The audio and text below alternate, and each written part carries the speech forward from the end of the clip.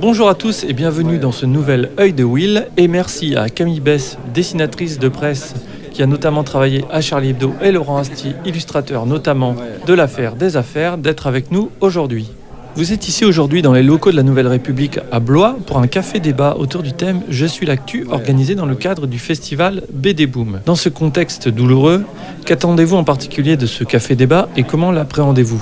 Je pense que c'est vraiment la difficulté en fait de qu'est-ce que sera aujourd'hui le débat suite à ces événements, quoi. C'est comment se dégager en fait de ce qui est en train de se passer et de pouvoir avoir un regard en fait, d'avoir son propre regard de dessinateur, voilà.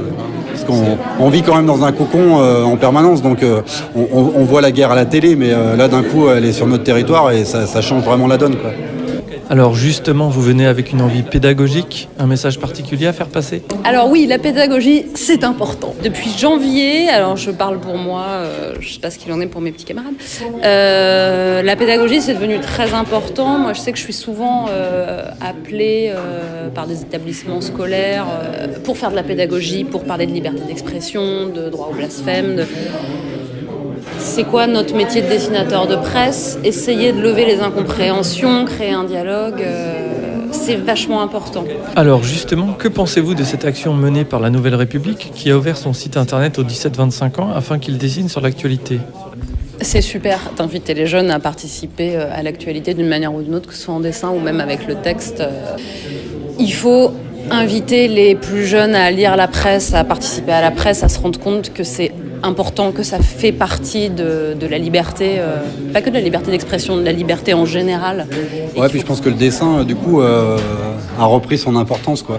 Ce qui est drôle, c'est quand tu prends par exemple l'ANR, il y a très peu de dessinateurs de presse en fait qui travaillent pour l'ANR. Il y a très peu de dessins de presse.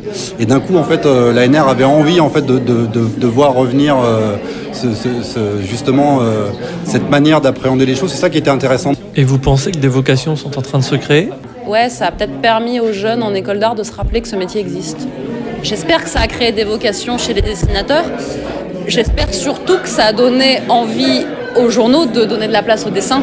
Parce que c'est un métier impossible. Il y a de moins en moins de journaux qui ouvrent leur page aux dessinateurs et ce serait dommage que ce métier-là meure.